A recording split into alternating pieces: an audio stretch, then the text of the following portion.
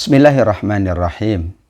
Alhamdulillahirabbil alamin wa bihi nasta'in ala umuri dunya waddin.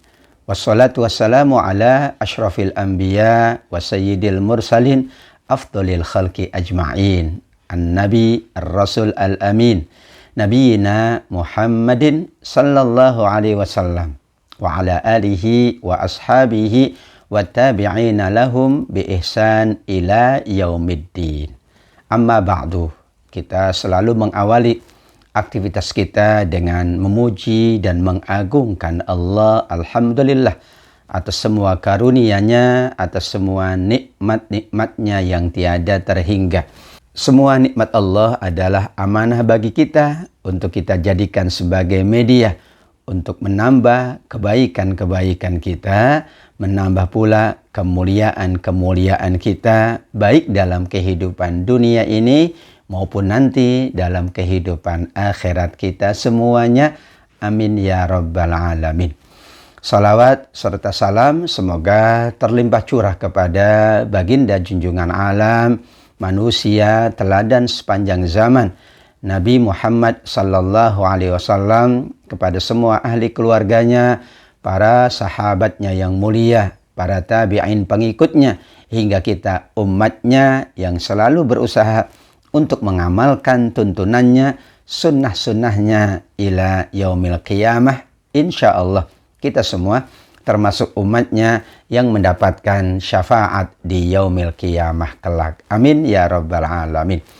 Pada kesempatan hari ini kita akan membahas tafsir surat As-Saffat ayat 101 sampai dengan ayat 120.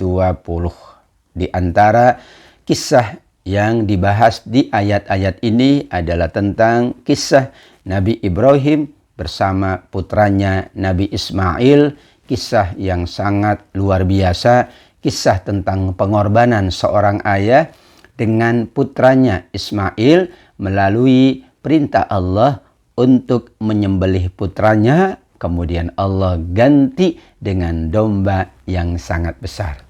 Kita awali dari surat As-Saffat ayat 101. Fabasyarnahu bighulamin halim. Maka kami, kata Allah subhanahu wa ta'ala, memberi kabar gembira kepada Ibrahim alaihissalam dengan kelahiran seorang anak yang sangat penyabar. Ghulamin halim artinya adalah anak yang sangat penyabar. Al-hilmu ablaghu minas sabri. Kata halim, kata hilm lebih tinggi maknanya dari kata sobar. Sobaro yasbiru artinya bersabar. Halim juga artinya penyabar. Namun secara makna kesabaran yang disebut dengan kata halim lebih kuat, lebih besar dari kesabaran yang disebut dengan kata sabar. Begitulah isyarat tentang Nabi Ismail, putra dari Nabi Ibrahim, adalah seorang anak yang penyabar. Ayat 101 ini merupakan jawaban dari ayat 100 sebelumnya, di mana Nabi Ibrahim bermohon kepada Allah agar dikaruniai seorang anak, seorang keturunan. Rabbi habli minas salihin, ya Allah, anugerahkanlah kepadaku seorang yang termasuk orang-orang soleh. Seorang anak, seorang keturunan yang termasuk golongan orang-orang soleh. Dijawab oleh Allah di ayat 101 bahwa Allah berkenan menganugerahkan seorang anak yang penyabar, seorang anak yang soleh yang diberi nama dengan Ismail alaihissalam. Bagaimana kesabaran Nabi Ismail? Ada di ayat 102. Falamma balagha ma'ahu sa'ya qala ya bunayya inni ara fil manami anni azbahuka fanzur madza tara qala ya abati fa'al ma tu'maru satajiduni insyaallah minas sabirin. Maka ketika anak itu sampai pada usia sanggup untuk berusaha, sanggup untuk bekerja bersama ayahandanya, maka Ibrahim berkata kepada putranya, wahai anakku, sesungguhnya aku bermimpi bahwa aku dalam mimpi itu diperintah oleh Allah untuk menyembelihmu. Maka fikirkanlah bagaimana pendapatmu. Fanzur madza tara.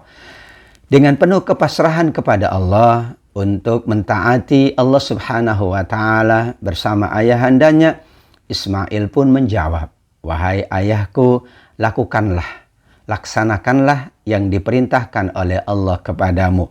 Insya Allah engkau akan mendapatiku termasuk orang yang sabar dalam melaksanakan perintah Allah." Terbukti Allah Subhanahu wa taala menyebutkan kesabaran Nabi Ismail alaihissalam dalam menjalankan perintah, yang perintah itu ditujukan kepada ayahandanya Nabi Ibrahim alaihissalam. Kesabaran yang disebut di ayat 101 dibuktikan dengan ayat 102. Allah Subhanahu wa taala memerintahkan ayahanda dari Ismail, yaitu Ibrahim, untuk menyembelih putranya. Perintah itu berasal dari mimpi. Seorang ayah yang bijaksana tidak langsung pula menjalankan perintah tersebut tanpa berdialog, tanpa meminta pendapat dari putranya. Nabi Ibrahim, seorang ayah yang bijaksana, seorang ayah yang mengerti bagaimana keadaan putranya. Ia bertanya kepada putranya Ismail, "Bagaimana pendapatmu? Ayah bermimpi. Dalam mimpi itu Allah perintahkan ayah untuk menyembelihmu. Ini perintah yang sangat berat. Karenanya aku meminta pendapatmu." Sedangkan Nabi Ismail alaihissalam, sang putra, malah mengatakan, "Ya abatif alma tu'maru," dengan penuh kesabaran, dengan penuh kepasrahan, dengan penuh tawakal. Malah ia mengatakan kepada ayahandanya, "Laksanakan ayahanda, kalau ini perintah Allah, maka aku insya Allah termasuk orang-orang yang sabar." Jawaban Nabi Ismail dengan menggunakan kata insya Allah, satajiduni insya Allah minas sabirin. Kesabaran di atas kesabaran.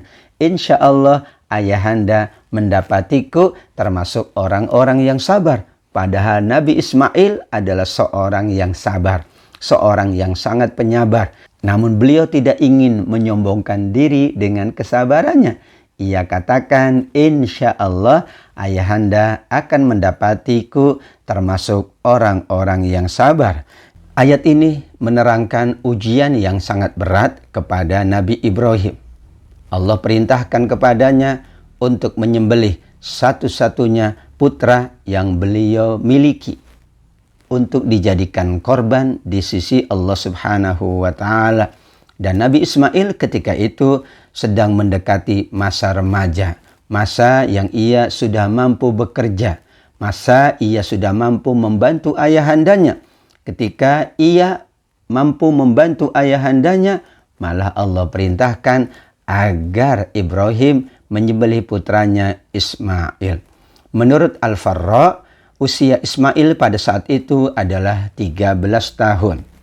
Dengan hati yang sangat sedih, maka Ibrahim menyampaikan berita yang dikabarkan oleh Allah melalui mimpi.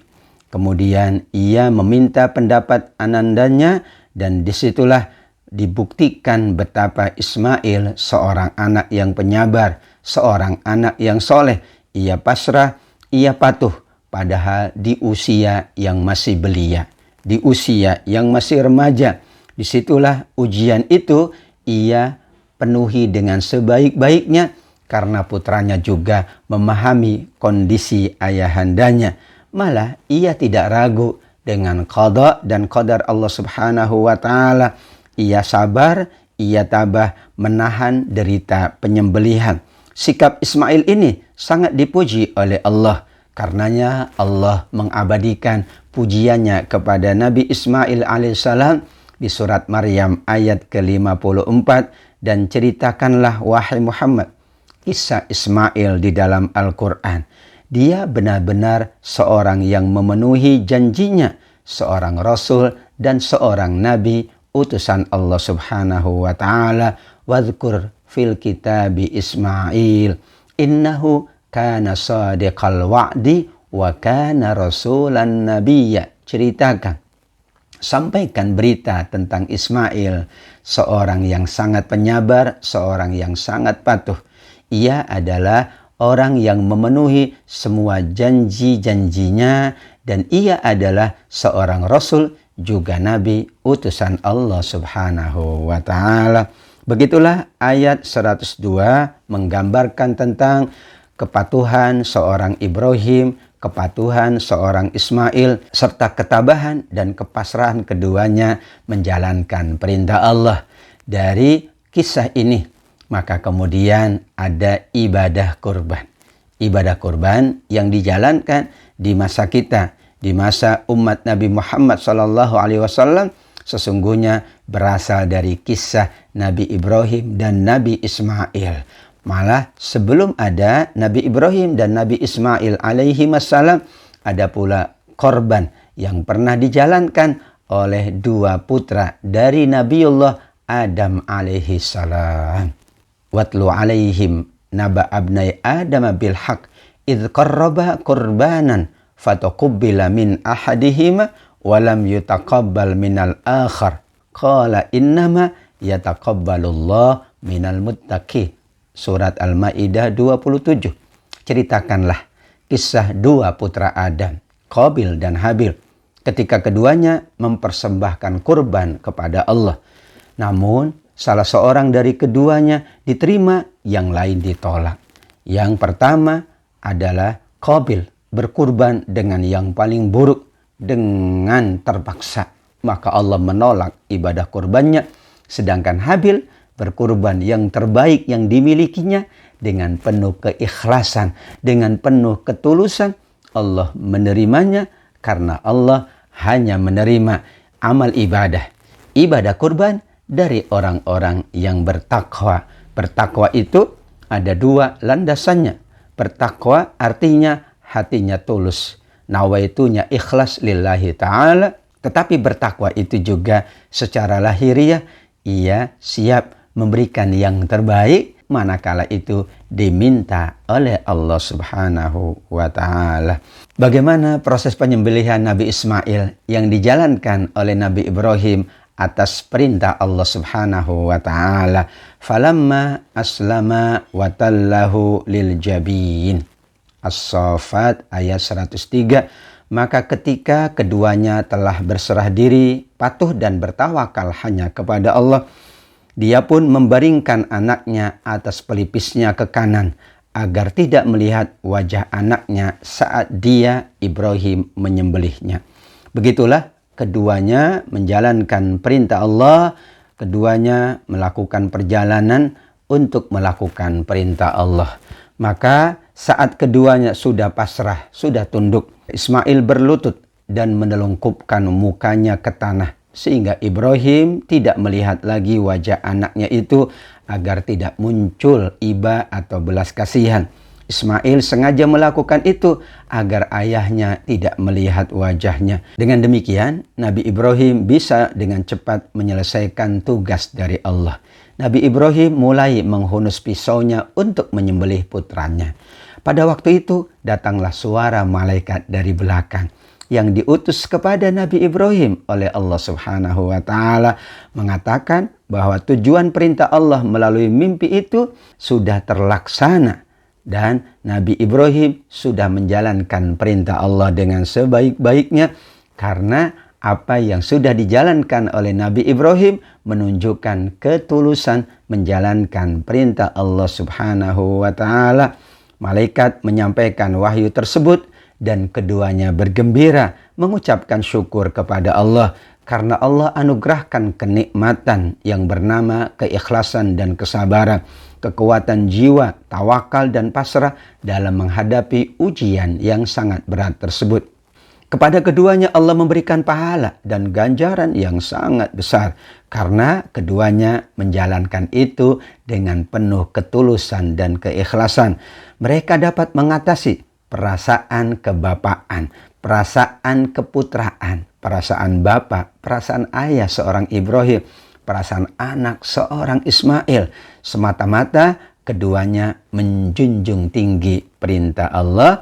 Maka menurut riwayat Imam Ahmad dari sahabat Abdullah bin Abbas radhiyallahu anhuma, diceritakan tatkala Ibrahim diperintahkan untuk melakukan ibadah sa'i datanglah setan menggoda.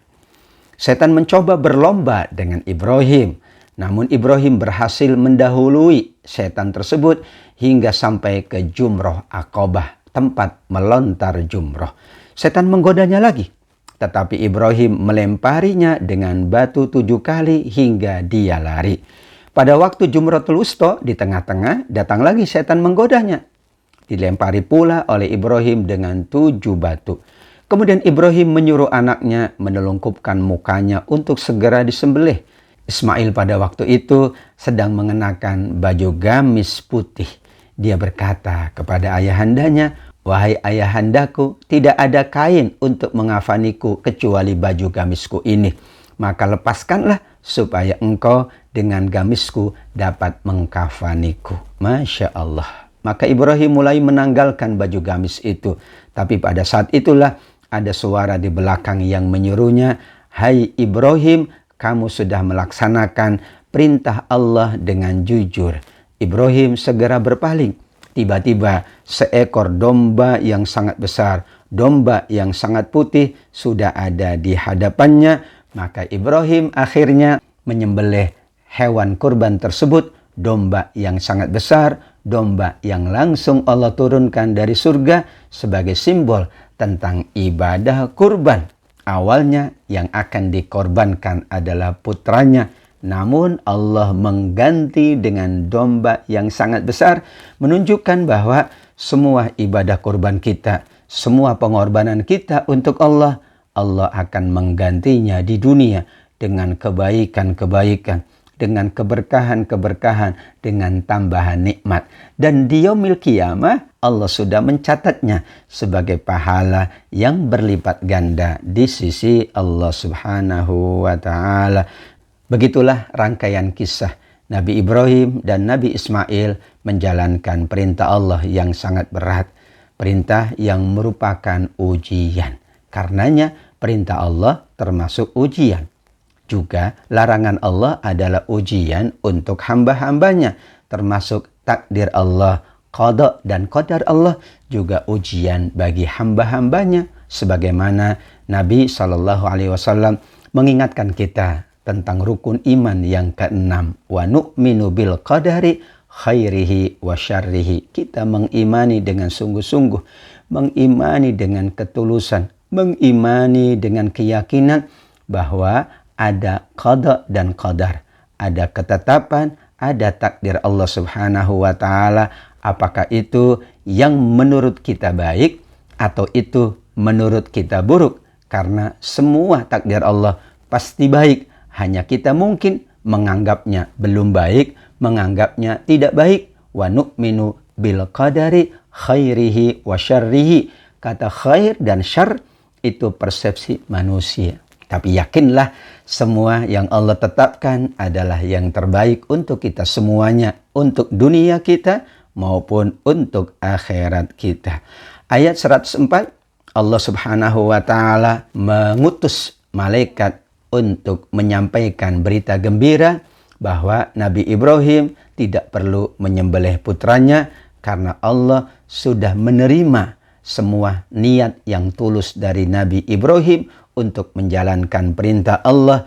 Wa nadainahu ayya Ibrahim. Lalu kami panggil dia, wahai Ibrahim, qad saddaqtar ru'ya inna kadzalika najzil muhsinin.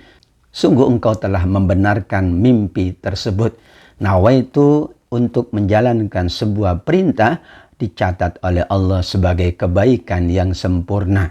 Siapa yang berniat untuk melakukan kebaikan, kemudian ia tidak mampu menjalankannya karena ada uzur, maka ia sudah dicatat hasanah kamilah, pahala yang sempurna, sebagaimana sabda Nabi SAW, "Man hamma bihasanatin falam ya'malha kataballahu lahu hasanah kamilah." Orang yang berniat, berazam untuk melakukan kebaikan, kemudian ia tidak melakukannya karena ada uzur, karena ada halangan, maka ia sudah mendapatkan pahala kebaikan yang sempurna di sisi Allah Subhanahu wa ta'ala. Dan Allah sebut Nabi Ibrahim termasuk orang-orang yang muhsinin, menjalankan segala sesuatu dengan cara yang terbaik. Al-ihsan artinya adalah ia menjalankan perintah Allah dengan sungguh-sungguh. Anta'budallah ka'annaka tarahu, engkau menyembah, engkau beribadah, engkau beramal soleh seolah-olah engkau melihat Allah. Fa illam takun tarahu fa innahu yaraka. Jika engkau tidak bisa dan tidak mampu melihat Allah, maka yakinlah Allah yang melihatmu. Begitulah sabda Nabi tentang al-ihsan. Ihsannya Nabi Ibrahim tidak dapat kita bandingkan dengan ihsannya kita. Allah mengabadikan, inna kadzalika najzil muhsinin. Demikianlah kami akan membalas orang-orang yang berbuat ihsan. Nabi Ibrahim, Allah balas keihsanannya dengan domba yang besar, ganti dari Nabi Ismail putranya, dan pahala yang sangat besar menanti di yaumil akhir. Demikian juga ibadah tersebut, perbuatan tersebut yang dijalankan oleh Nabi Ibrahim menjadi ibadah syiar, ibadah yang dijalankan oleh kita umat Nabi Muhammad sallallahu alaihi wasallam. Inilah keagungan dari Nabi Ibrahim, keagungan dari Nabi Ismail. Seluruhnya kata Allah Subhanahu wa taala di ayat 106, inna hadza lahuwal bala'ul mubin. Sesungguhnya ini benar-benar satu ujian yang sangat nyata, ujian yang betul-betul dirasakan, ujian yang benar-benar berat bagi Ibrahim dan bagi Ismail, dan tentu bagi kita semuanya. Andaikan kita berada pada posisi Ibrahim atau kita berada pada posisi Ismail, wallahu a'lam, apakah kita mampu menjalankan perintah tersebut? Itulah Allah menyebutnya inna hadza lahuwal bala'ul mubin. Sungguh ini benar-benar merupakan ujian, merupakan cobaan yang sangat nyata, cobaan yang amat sangat berat. Siapapun tentu berat untuk menjalankan perintah tersebut kalau tidak ada keimanan, kalau tidak ada keikhlasan, kalau tidak ada kesabaran, kalau tidak ada kepasrahan kepada Allah. Wa fadainahu bidzibhin azim. Akhirnya kami ganti, kata Allah, kami tebus anak itu, kata Allah, dengan seekor sembelihan yang besar, yaitu domba putih, domba yang sangat besar, domba yang langsung Allah turunkan dari surga melalui malaikat, domba sebagai ganti dari Ismail. Kata Syekh As-Sa'di rahimahullah, sungguh ayat ini, ayat 107, adalah merupakan tanda bahwa semua perbuatan kita dibalas dengan yang lebih tinggi dari Allah, lebih mulia oleh Allah Subhanahu wa taala. Seorang Ismail yang mulia Allah ganti dengan domba yang sangat besar. Maka semua pengorbanan kita di ibadah kurban, Allah akan ganti dengan yang lebih besar. Allah akan ganti dengan yang lebih mulia. Allah ganti tidak hanya di dunia, tapi Allah ganti di yaumil akhir kelak. Begitulah isyarat dari ayat 107 bahwa semua yang dijalankan oleh hamba-hamba Allah dengan keikhlasan, dengan kepasrahan, Allah akan menggantinya dengan sesuatu yang lebih besar, sesuatu yang lebih mulia, sesuatu yang lebih agung, apakah di dunia ataukah nanti di yaumil akhir kelak, sebagaimana Allah telah buktikan itu kepada Nabi Ismail dan Nabi Ibrahim. Allah ganti Ismail dengan domba atau sembelihan yang sangat besar. Bidzibhin azim, menunjukkan sesuatu yang sangat besar. Allah tidak menyebutkan jenisnya, namun para ulama tafsir memahami bahwa sembelihan yang dimaksud adalah domba yang sangat besar, domba putih yang sangat besar, sebagaimana diisyaratkan di dalam hadis yang diriwayatkan oleh Imam Ahmad rahimahullah. Dan karena peristiwa ini peristiwa agung, maka Allah abadikan di ayat 108, wa tarakna alaihi fil akhirin. Kami abadikan untuk Ibrahim di kalangan orang-orang yang datang kemudian.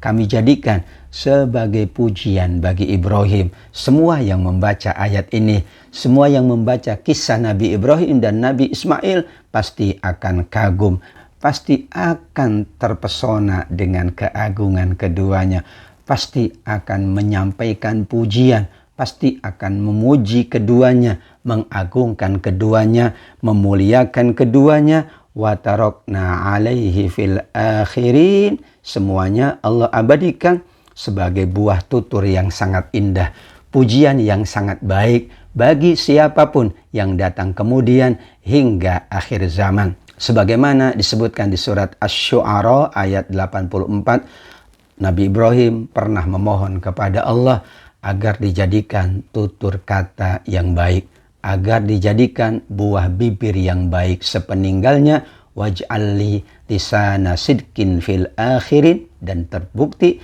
semua kisah Nabi Ibrahim, semua perjalanan Nabi Ibrahim adalah mengagumkan, dipuji oleh seluruh umat manusia hingga akhir zaman.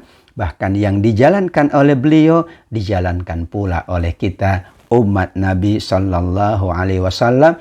Banyak syariat Nabi Ibrahim yang menjadi syariat Nabi Muhammad. Apa yang pernah dijalankan oleh Nabi Ibrahim menjadi syariat yang kita jalankan umat Nabi Muhammad Sallallahu Alaihi Wasallam. Dari khitan, syariat khitan diawali dengan Nabi Ibrahim dan kita menjalankannya. Syariat ibadah haji diawali dari Nabi Ibrahim, kita pula menjalankannya. Dan ini syariat ibadah kurban diawali oleh Nabi Ibrahim dan Nabi Ismail, kita pula menjalankannya. Begitulah buah tutur yang sangat baik, ungkapan dan pujian yang terus-menerus tidak pernah berhenti sampai akhir zaman. Umat manusia memuji, mengabadikan Nabi Ibrahim dan Nabi Ismail. Kita pula menyebut namanya, mengagungkan namanya. Sebagaimana dalam salat-salat kita pula, kita bersolawat kepada Nabi Muhammad dan kita bersolawat pula kepada Nabi Ibrahim alaihissalam. Allahumma salli ala Sayyidina Muhammad wa ala ali Sayyidina Muhammad kama sallaita ala Sayyidina Ibrahim wa ala ali Sayyidina Ibrahim fil alamina innaka hamidum majid. Keagungan dari pujian seluruh umat manusia kepada Nabi Ibrahim dan tentu kepada Nabi kita Nabi Muhammad Sallallahu Alaihi Wasallam. Itulah makna yang dimaksud dari ayat Salamun ala Ibrahim. Selamat sejahtera bagi Ibrahim, kedamaian untuk Ibrahim, buah tutur yang baik untuk Ibrahim, pengagungan dan pujian untuk Ibrahim. Dan Allah mengulangi pujian kepada Nabi Ibrahim dengan ungkapan di ayat 110, kadzalika najzil muhsinin. Demikian di antara balasan Allah kepada orang-orang yang selalu berbuat ihsan, yang selalu berbuat baik dengan penuh ihsan kepada Allah Subhanahu wa taala. Balasannya tutur kata atau buah bibir yang baik, balasannya pujian di dunia, balasannya penghormatan, pengagungan dari manusia di dunia. Tentu ada balasan yang lebih mulia, lebih agung di yaumil akhir kelak. Allah sebutkan pula Nabi Ibrahim adalah seorang hamba Allah yang beriman kepada Allah. Innahu min ibadinal mu'minin. Diingatkan tentang Nabi Ibrahim bahwa beliau adalah termasuk hamba-hamba Allah yang beriman kepada Allah. Karenanya Nabi Ibrahim adalah sosok yang kita sebut dengan bapaknya para nabi, atau bapaknya tauhid, Abu Tauhid, atau bapaknya monoteisme. Karena Nabi Ibrahim menunjukkan keimanannya yang sangat agung, dibuktikan dengan kepatuhan dan kepasrahannya. Seandainya Nabi Ibrahim tidak benar-benar beriman kepada Allah, bagaimana mungkin Nabi Ibrahim mampu menjalankan perintah Allah melalui mimpi? Bahkan perintahnya, perintah yang sangat berat, perintahnya menyembelih putranya, itu menunjukkan Nabi Ibrahim seorang yang amat sangat beriman kepada Allah, amat sangat yakin dengan Allah. Keimanannya itulah yang menjadikannya hamba-hamba Allah yang ihsan, yang berbuat dengan terbaik, berbuat segala sesuatu dengan penuh kebaikan. Begitulah maksud dari kadzalika najzil muhsinin innahu min ibadinal mu'minin. Demikianlah kata Allah, kami akan memberikan balasan. Kami sudah memberikan balasan kepada orang-orang yang berbuat baik. Sungguh semua orang-orang yang berbuat baik adalah termasuk hamba-hamba kami yang beriman kepada Allah. Ayat 112, Allah Subhanahu wa Ta'ala menambah kenikmatan kepada Nabi Ibrahim. Wa basyarnahu bi ishaqa nabiyyam minas shalihin.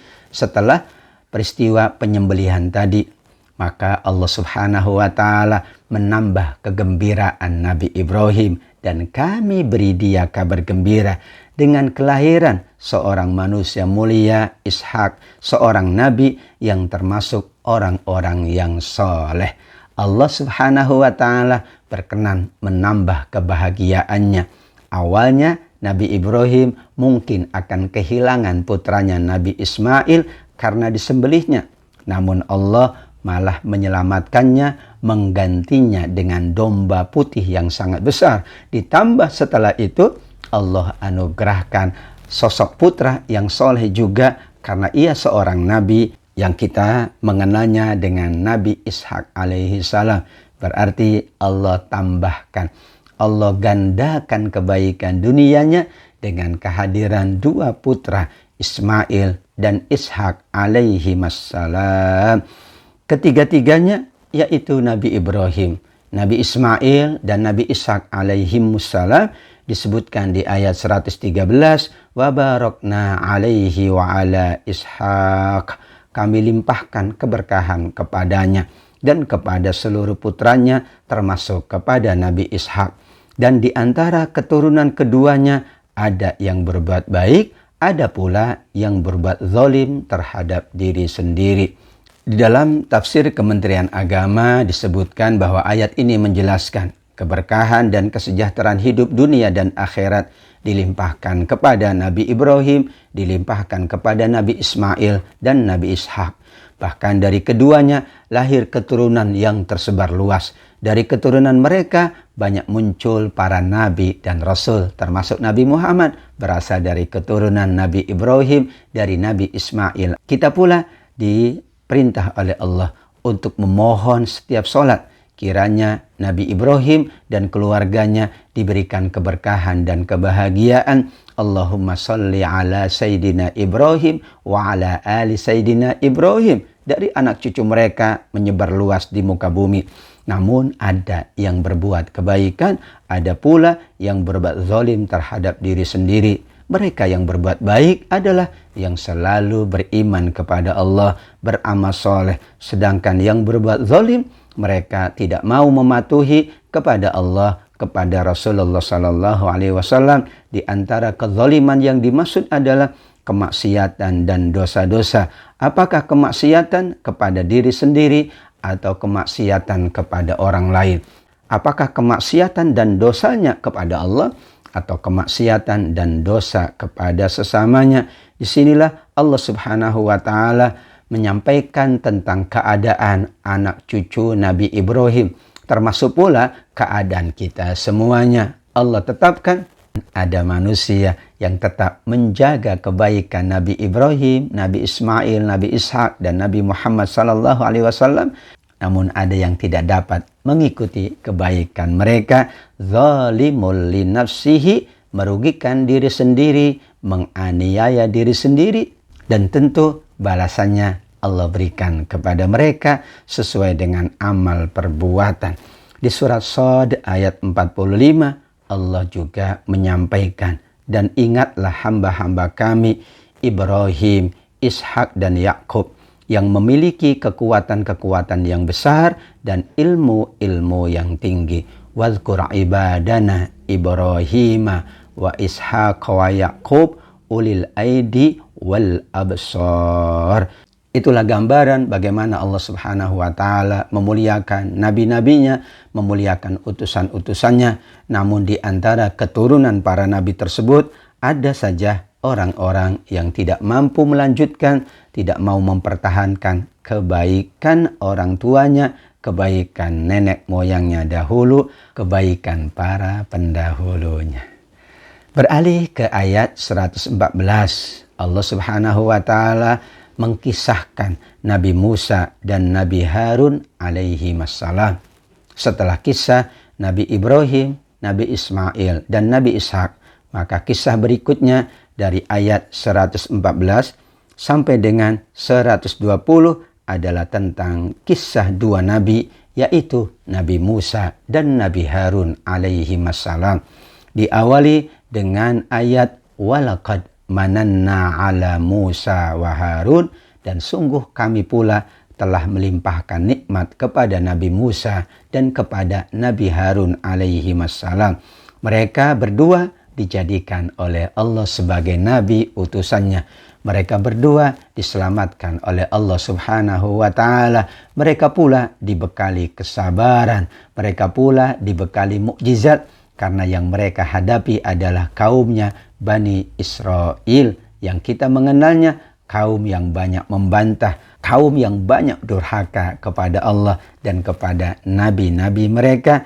Disinilah Nabi Musa dan Nabi Harun Allah utus kepada Bani Israel. Ayat 115, wa najainahuma wa qaumahuma minal karbil azim. Kami selamatkan keduanya, kami tolong keduanya, berikut kaumnya yang bernama Bani Israel, dari keadaan yang sangat berat, dari kesulitan yang sangat besar, dari bencana yang sangat besar. Di ayat ini Allah menjelaskan beberapa nikmat kepada Nabi Musa, Nabi Harun, dan juga kepada kaumnya. Nabi Musa dan Nabi Harun serta kaumnya diselamatkan dari bencana yang besar. Bagaimana dahulu Fir'aun membunuh seluruh manusia, kaum Bani Israel. Semuanya dipekerjakan dengan pekerjaan yang berat, dipekerjakan dengan paksa, diperlakukan ibarat budak belian. Bahkan banyak anak laki-laki Bani Israel yang dibunuh, sedangkan anak perempuannya dibiarkan hidup tetapi dalam kehinaan. Hampir saja mereka menghadapi kepunahan dan kemusnahan kalau tidak Allah selamatkan. Maka nikmat kepada Bani Israel, nikmat kepada Nabi Musa dan Nabi Harun, Allah selamatkan dari kepunahan, dari musibah yang besar yang ditimpakan oleh Fir'aun. Yang kedua, mereka pula ditolong dari kejaran Fir'aun. Bahkan Fir'aun tenggelam di dasar laut. Bani Israel pula diselamatkan oleh Allah. Bahkan mereka kemudian mampu mengalahkan musuh-musuh mereka dan kembali mereka hidup dengan baik di negeri-negeri mereka. Mereka mampu mengumpulkan harta kekayaan kembali dan mereka menjadi bangsa yang kuat, memiliki kekuatan dan kekuasaan, dan disitulah Allah juga abadikan hingga pada zaman Raja Talut dan Daud, di mana Allah berfirman, mereka mengalahkannya dengan izin Allah, dan Daud membunuh Jalut. Kemudian Allah memberinya, yaitu Daud, kerajaan dan hikmah, serta mengajarinya apa yang dia kehendaki. Al-Baqarah 251. Fahazamuhum biiznillah wa qatala Dawudu Jalut wa atahu Allahul mulka wal hikmata wa 'allamahu mimma yasha. Begitu penafsiran tentang ayat 115, bagaimana Allah memberikan kenikmatan kepada Nabi Musa, kepada Nabi Harun, termasuk kepada kaumnya Bani Israel, hingga zaman Nabi Daud alaihissalam. Nikmat yang melimpah, karunia yang besar, itu pertanda Allah memberikan anugerah, Allah menyelamatkan, Allah memberikan pertolongan kepada mereka. Bahkan di ayat 116, wa nasarnahum fakanu humul ghalibin. Kami tolong mereka sehingga mereka selalu memenangkan pertempuran. Mereka mampu mengalahkan musuh-musuh mereka. Sungguh itu adalah karunia Allah. Sungguh itu adalah pertolongan Allah Subhanahu wa taala. Mereka pula dianugerahi oleh Allah kitab yang nyata, kitab petunjuk yang menuntun mereka, yaitu Taurat. Wa atainahuma al-kitabal mustabin. Kemudian Allah bekali Nabi Musa dan Nabi Harun dengan kitab Taurat yang berisi ketentuan dan petunjuk Allah yang jelas untuk kebaikan dan kebahagiaan dunia maupun akhirat mereka. Inilah di antara nikmat yang Allah berikan. Sebagaimana di surat Al-Anbiya ayat 48, Allah Subhanahu wa Ta'ala juga menyebutkan, dan sungguh kami telah memberi kepada Musa dan Harun Furqan, yaitu kitab Taurat, serta penerangan dan pelajaran bagi orang-orang yang bertakwa. Inilah warisan yang sangat besar dari Allah Subhanahu wa Ta'ala melalui Nabi Musa dan Nabi Harun, menjadi petunjuk bagi Bani Israel sehingga mereka dapat menjalankan kehidupan ini dengan sebaik-baiknya. Allah bekali mereka dengan nikmat yang sangat besar, dengan anugerah kekuatan, dengan anugerah nikmat yang melimpah. Namun Allah tambahkan bekal yang bernama petunjuknya, yang bernama wahyunya kepada Nabi Musa dan Nabi Harun. Dan ketika mereka menerima semua anugerah Allah ini dengan baik dan menjalankannya dengan sebaik-baiknya, jadilah mereka hamba-hamba Allah yang banyak mendapatkan kenikmatan. Dan anugerah yang paling agung adalah wahadainahumas siratal mustaqim. Allah selalu memberikan petunjuk ke jalan yang lurus, sebagaimana doa kita yang selalu kita panjatkan dalam salat-salat kita, ihdinas siratal mustaqim. Ya Allah, tunjukkan untuk kami jalanmu yang lurus, jalanmu yang penuh dengan kebahagiaan, penuh dengan kemuliaan, penuh dengan keberkahan. Di sini pula Nabi Musa dan Nabi Harun serta kaumnya ditunjukkan oleh Allah dengan petunjuk. Petunjuk itu yang membawa mereka selalu berada di jalan yang lurus. Jalan yang lurus itulah yang membawa mereka kepada kebaikan dunia, yang membawa mereka nanti pada akhirnya kepada kehidupan yang membahagiakan di dalam surga Allah Subhanahu wa Ta'ala. Ayat 119 merupakan penghargaan Allah kepada Nabi Musa dan Nabi Harun, bagaimana mereka sungguh-sungguh menjalankan amanah dari Allah, menjalankan perintah dari Allah untuk membawa kaumnya kepada kebaikan dan kebahagiaan. Allah abadikan mereka sebagaimana Allah abadikan sebelumnya Nabi Ibrahim, buah tutur yang baik. Nabi Musa dan Nabi Harun diabadikan dengan penghargaan, diabadikan dengan buah tutur yang baik. Wa tarakna alaihima fil akhirin. Kami abadikan untuk keduanya, Nabi Musa dan Nabi Harun, pujian di kalangan orang-orang yang datang kemudian. Semua umat manusia mengingat Nabi Musa dan Nabi Harun dengan kebaikan, mengingat keduanya dengan kemuliaan, mengingat keduanya dengan keutamaan. Itu tanda Allah Subhanahu wa Ta'ala mengabadikan dengan pujian, mengabadikan dengan penghargaan buah tutur yang baik. Salamun ala Musa wa Harun. Ditutup di ayat 120, salam sejahtera pula bagi Nabi Musa dan Nabi Harun alaihi wassalam. Salam dalam kehidupan dunia ini, salam pula nanti di dalam surga Allah Subhanahu wa Ta'ala. Salam pula untuk kita semuanya. Keselamatan, kesejahteraan, kedamaian, keharmonian, keberkahan, ketenangan, kekhusyuan. Itulah maksud dari salam. Karenanya Nabi SAW mengingatkan, jika kita ingin masuk surga dengan salam, maka yang pertama adalah absyus salam. Seringlah kita menebar salam. Kemudian wa'at'imut ta'am, berilah makan kepada orang-orang yang membutuhkan. Dan yang ketiga, wasallu bil laili wan nasu niyam, salatlah di malam hari ketika manusia sedang terlelap tidur, maka kalian, kata Nabi, akan masuk surga dengan penuh keselamatan, masuk surga dengan penuh kemudahan, masuk surga dengan penuh kenikmatan. Mudah-mudahan kita semuanya termasuk yang diingat oleh setelah kita ingatan yang baik, pujian yang baik, buah tutur yang baik. Dan nanti di yaumil qiyamah kelak kita pula diabadikan oleh Allah dengan kemuliaan, dengan salam di dalam surga Allah Subhanahu wa Ta'ala. Amin ya rabbal alamin.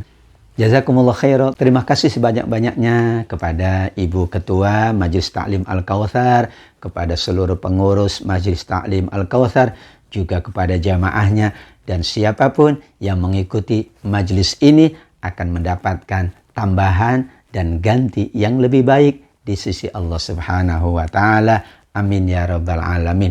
Wal afu minkum ila liqa. Assalamualaikum warahmatullahi wabarakatuh.